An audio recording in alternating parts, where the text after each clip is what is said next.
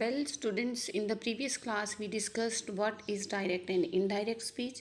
We also learned the conversion rules as per the reporting verb and then the conversion rules of present tenses in indirect speech. Today, we will discuss the rules of changing past tenses. So, if the direct speech is given in the simple past tense, it is changed into past perfect tense. For example, he said Isha arrived on Monday. Arrived is Isha arrived on Monday. So this sentence is in the simple past tense. A second form of verb is used here. Okay. So when simple past tense is changed into indirect speech, then we change it into past perfect tense. He said that Isha had arrived on Monday.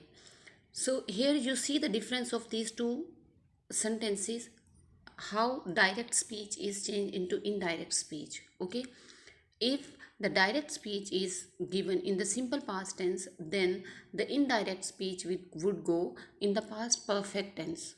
Okay, the next, if the tense is given if for the direct speech in the past continuous, then it is changed into past perfect continuous tense.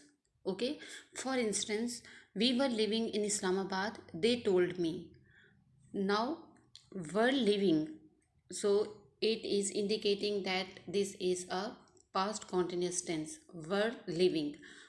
So when it is changed into indirect speech, then we use past perfect continuous tense. Okay, now the indirect speech would be they told me that they had been living in Islamabad. Now see the difference.